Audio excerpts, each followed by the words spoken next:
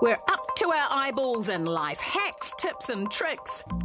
And when it comes to relationships, co-workers, family and friends, everyone's got advice. Well, I talked to Zoe like you told me to, told her about the strippers. And? Well, she told me not to come home tonight. What the hell are you doing asking me for relationship advice? Figuring out the whys from the lies can prove even more difficult than keeping your significant other happy. For example, here's one you may have heard. Never go to bed on an argument. Makes sense, sure. Resolve disputes and don't let things drag on. But forcing an argument late at night when you're both tired and maybe a few wines deep is likely the worst time for conflict resolution. It can result in some pretty horrible things being said at 2 a.m. Here's another piece of dodgy advice. A good marriage means getting your love on once a week. It doesn't bother you that we haven't had sex in 5 days? Hello. Every couple's different. What works is what works. Sorry, there's no rule of thumb, or whatever you're using. So how can you tell good rules from the bad? We've got just the expert.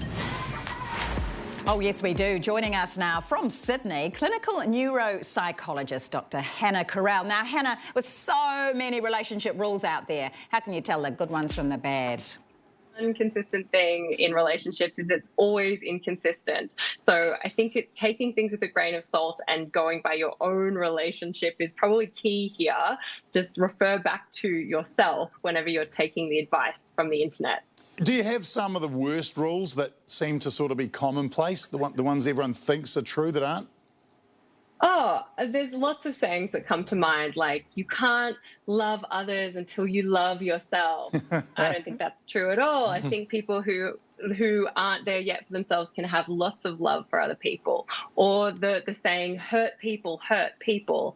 I don't think that's always true either. I think people who have been through trauma themselves can be the most compassionate, empathetic people on the planet. Or that saying, leopards don't change their spots. You know, I feel like that's really tarring people with a particular brush that they can just never get that mud off. And we all make mistakes. Okay, which of those rules did you like? I think the idea of never going to bed on an argument being false, I think that's true. You can go to bed if you are in the middle of an argument. Sometimes arguing about who did the dirty laundry and who needs to pay the bill next. 2 a.m. may not be the right time to discuss that. So putting a pin in it, taking a pause is a really great way to bring down those tempers and talk about it with a more rational brain where we can actually speak kindly to one another. So maybe having that safe word of, hey, you know what, let's put a pin in this and we'll talk about it tomorrow, and we'll find a time. I think the key is find a time that you will actually talk about it the next day and honour that commitment that you do actually talk about it the next day. Hannah, I've been in a relationship for 3 months now, little brag there. It's brand new and we are in the honeymoon phase. I was wondering, do you have any advice for how I might extend that honeymoon phase? I love the thought process. I love the thought process. But remember that the stage after the honeymoon stage is what we call the becoming a couple stage. And that doesn't mean you lose the fun. It doesn't mean you lose the fun of the honeymoon stage. It just means that you start to really get to know the person. And going down this track means accepting that there are going to be some tough times, but you can continue to have the fun times during those lasting love creation moments. Are there any rules that are just plain ridiculous in your view?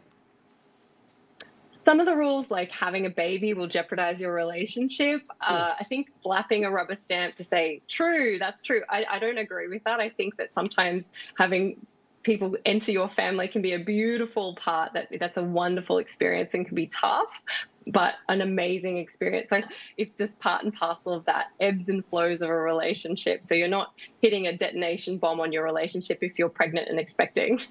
Hannah, thanks so much for your time. Thanks for having me, guys. Always great to be here. Hi, kia ora. Welcome along to the project, everyone. Look, Kura Forrest is here. Hello. Yeah, thank This you is so much. exciting. This is exciting for us. Could a comedian, of course, comedian and actor, and we're all huge fans. First night on the project tonight. 3-month relationship. Oh, wow. yeah. You're right to brag. You're right to Relationship brag. debut, the project debut, it's all It's happening all for happening me. for Yeah. you. Awesome. Are you looking forward to that next phase she's talking about, by the way? I am, yeah, the relationship phase where you start telling the truth a bit more, revealing a bit more about who you are, and I guess the farting kind of starts. Yeah, yeah. You know, like... Can I Your say... first Dutch oven. It's a wonderful memory. Can I say, by the way, during rehearsal, Kura's been very excited because you're wearing an earpiece and you're sort of on the news. Yeah. And you've been kind of practising the breaking news. Breaking. It's coming now, yeah. So if there is any breaking news, we're going to throw it to you to tell everyone else tonight. I'm your girl.